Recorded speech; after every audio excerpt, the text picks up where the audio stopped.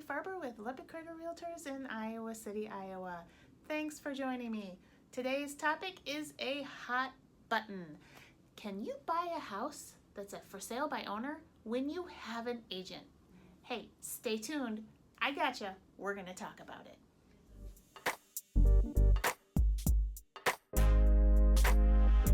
Here is the scenario. You've been working with an agent for quite some time. You've been out looking at houses on and off, slowly working towards figuring out what exactly it is that you want in your future home. And you finally found it. Yay! You just love your agent. He or she is so knowledgeable, full of market knowledge. They know all about the community. They're full of resources, and they've really been helping you walk through this journey of home buying. This is the sticker though. That house that you've found that you think is super duper, it's a for sale by owner. What are you gonna do? How is it gonna work? Can you buy a for sale by owner having an agent represent you as the buyer? So while the lion's share of properties out there on the market are represented through a brokerage and the seller is represented by an agent, there are always some properties available that are for sale by owner, or otherwise known as FSBO. If the house that you found that you're really in love with is a FSBO, don't despair. Talk to your agent about it and ask your agent to see if they can set up a showing with the seller. At that point, your agent will contact the seller and inquire if they're open to working with a buyer's agent. Many sellers are okay with this because they realize that the vast majority of real estate is sold by agents. In fact, the 2018 National Association of Realtors statistics show that 87% of buyers come through working with an agent. Many sellers opt to try a FSBO route first because they're concerned about the bottom line. They're looking after their dollars, and you really can't blame them. They just want to see if it could possibly work for them to sell the house on their own. Their logic might be if they only have to pay the buyer's side commission, they're looking at potentially saving about 50% of what they would have paid if they had listed with a brokerage. Of course, they're not going to receive any of the services, advice, or knowledge of being represented, but that is not your problem. I've personally found that many times most sellers are open to the idea of working with a buyer's agent, and they are willing to pay the buyer's agent commission fee. Sometimes, however, that seller may say, well, I'll pay you, but I'm not going to pay you your regular rate. I'm only going to give you half. Okay, just from my agent perspective, I can tell you that that's really annoying.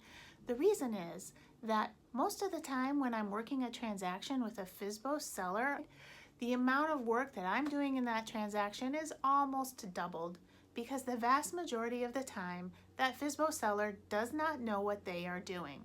In order for me to protect the interests of my buyer client, I end up doing a lot of extra work in order to keep that transaction on track and moving forward. If that's the case with your agent, it would be very up and up on your part to offer to make up the difference between what the seller is willing to pay and what the agent normally makes to work a transaction. After all, when you're working at your job, do you normally do it for half off? If the seller flat out refuses to pay any buyer's commission, there are a couple of options that you can explore. Before we get into that though, I want to make it perfectly clear the way most agents feel.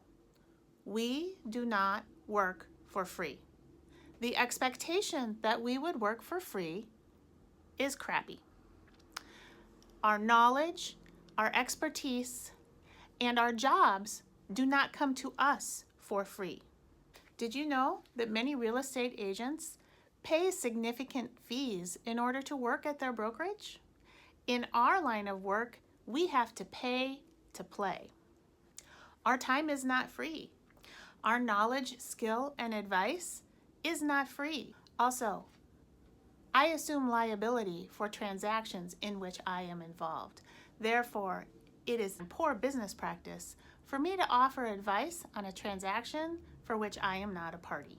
In real estate, Most agents do not make a dime until a transaction closes. So we have to put a lot of time and a lot of work up front before we are ever compensated for it.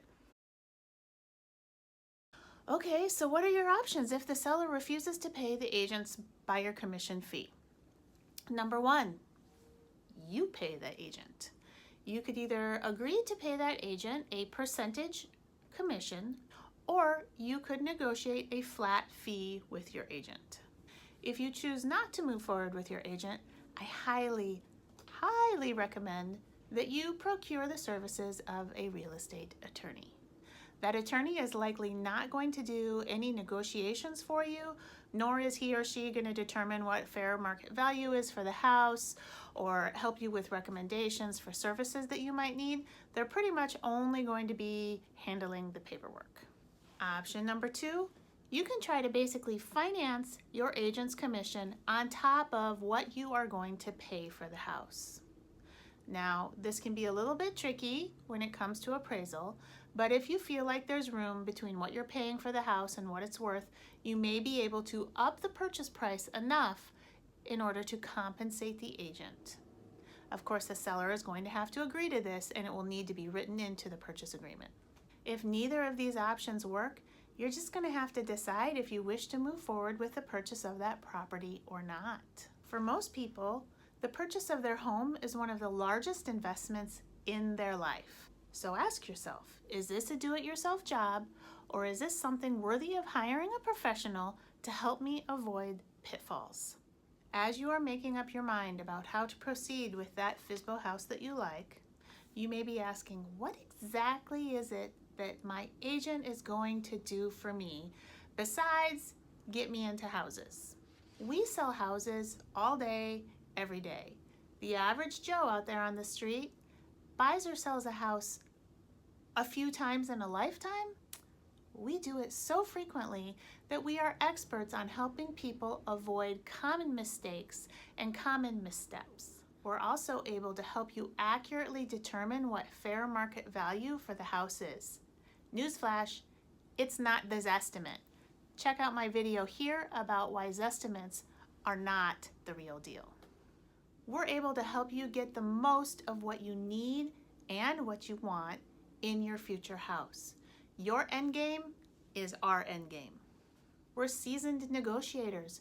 We are used to dealing with transactions where people don't necessarily agree and helping the parties come together in a way where everybody finds it to be mutually acceptable and they feel fairly treated. We are non-emotionally connected to the transaction as a third-party representative. And why is this important? Well, I'll tell you. Because money plus emotions with people, we handle the paperwork. You may not realize how much paperwork is involved with a real estate transaction, but I can assure you it's a boatload. And a lot of it is a legal mumbo jumbo that is not easy to understand if you aren't familiar with it.